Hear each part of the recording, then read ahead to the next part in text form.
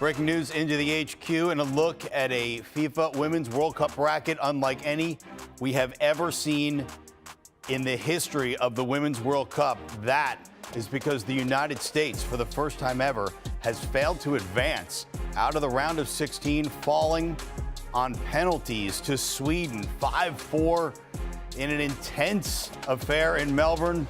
But the United States, the world's top-ranked women's soccer team, is out of the 2023 FIFA Women's World Cup. And for more on the United States falling to Sweden on penalties, we welcome in CBS Sports World Cup analyst Jordan Angeli. Jordan, it feels odd to think that the United States might have dropped out of the World Cup in a game in which they probably played their best of the entire tournament. That's my perspective. How do you feel after this thing just ended? It's a lot like soccer. It's football. It's what we've come to know as people that have watched the game for a long time. Sometimes you can be the better team and you can do everything right. And when it comes down to penalty kicks, you just don't know what you're going to get. But I agree, Russ, this is the best performance we saw from the team. They were dominant in the tempo. They held possession better than they ever had. At halftime, they had 80% passing percentage, which is their best of the tournament against one of their best opponents. So they felt like themselves again, a team that was going to dominate this game. But when it got to halftime and there was no score to show for what the U.S. had done in that first 45, it felt like it was going to be a time where, all right, this is going to push the way of Sweden. So, yeah, it was a crazy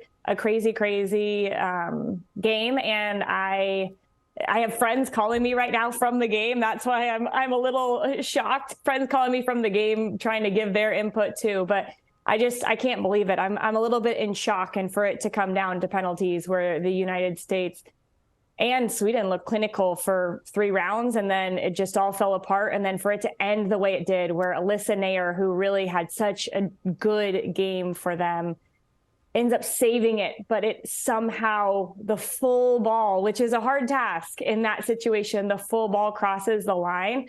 It really leaves you lost for words. Yeah, it's a lot to process right now. Also, the fact that back to back, Megan Rapinoe, Sophia Smith, and Kelly O'Hara missed penalties, didn't get them saved, but just missed penalties for the United States. Opportunity lost. But as I think we both kind of said, the team played really well in this game against Sweden. My overarching feeling is that it probably shouldn't have come to this. Maybe we shouldn't have had to see the world's #1 ranked team against the #3 ranked team in the world in the round of 16. Where do you think this World Cup was lost? I think that's a really fair point. And I think it was lost in that game versus Portugal. I didn't go into this group stage for the United States thinking that they were going to, if they got a win versus Netherlands, I would have felt really happy. But I actually thought if they lose, it doesn't really matter in the end, because they could get a win versus Vietnam and they could get a win versus Portugal and they could be putting themselves in a really good spot. Maybe they still go second in the group, but I feel like once they got the result versus the Netherlands and then they didn't get the result versus Portugal, that's where it was really difficult for this U.S. team. You put yourself now in that second spot. You have to face Sweden, which is a very familiar foe for this U.S. team in the World Cup. And I think they, for the most part, played their best game. This was the most dominant game for the United States. They played against a Swedish team who had looked really good, especially on set pieces. They didn't even get a sniff on a set piece because of the work of Alyssa Naeher and the defensive ability of this U.S. squad. So I think for me, it wasn't set up for them to succeed once they got into that round versus Sweden. I knew it was going to be a tight scoring game, actually. I called it the other day. I said on Box to Box, our show in the afternoon on Friday, I said this is going to be 0-0. It's going to go to penalties.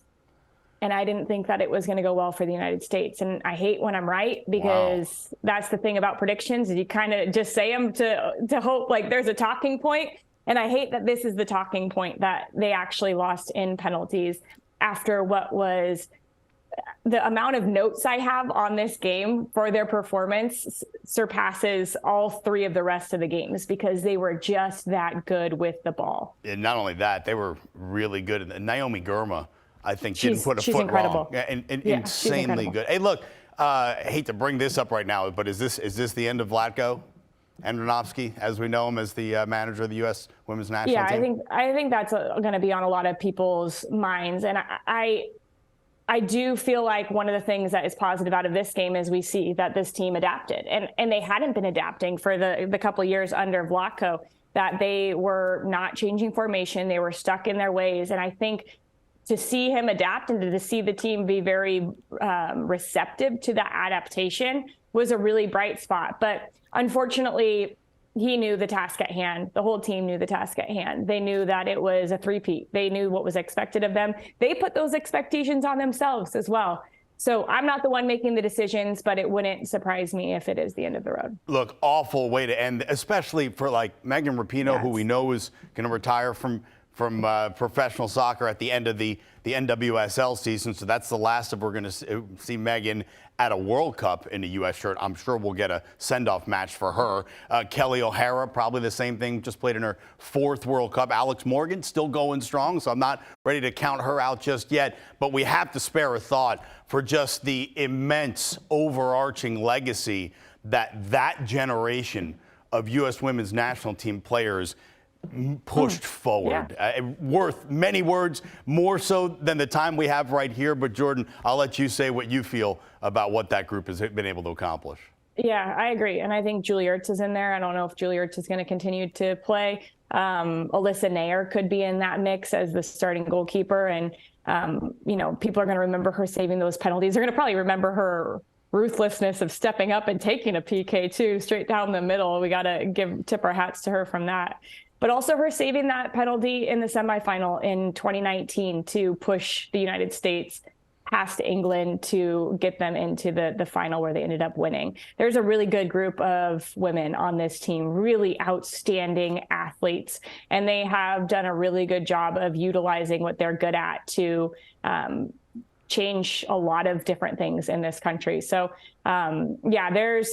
there's a long list of names. I think it's difficult to see those players crying, to see Megan Rapinoe and Kelly O'Hara with their hands in their heads after missing a penalty, what would be their potentially, some of their last touches on the field with this team. It's sad. And I know that people won't remember them for that, but this will be a very memorable World Cup for the United States. And I think once the page has turned, I wouldn't want to be anybody facing them when it comes to that next World Cup in 2027, because they are going to have a fire lit underneath them. No doubt about that. Hey, Jordan, I'm going to go back to one of the first things you said to me when we started this. You said, that's football, that's soccer, and this is a look that we pulled up the internet of how close that ball was to get over the line on the last penalty.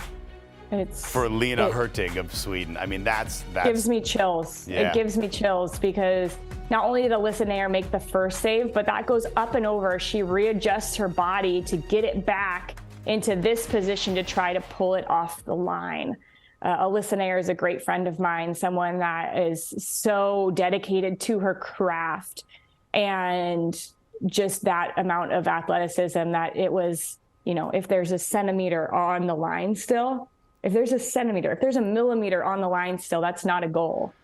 And it's just according to the laws of the game, the whole of the ball has to cross the whole of the line, and it did by the slimmest of margins. And by that margin, the United States Women's National Team falls 3 rounds short of the intended goal, out in the round of 16 at the Women's World Cup in Australia, New Zealand. That's Jordan Angeli. Thank you, Jordan, so much. And you can see Jordan a lot on the Attacking Third. It's the new thrice weekly studio show dedicated to all things women's soccer, both domestically and internationally, Monday, Wednesday, and Friday on the CBS Sports Golazo Network at 4 p.m. Eastern.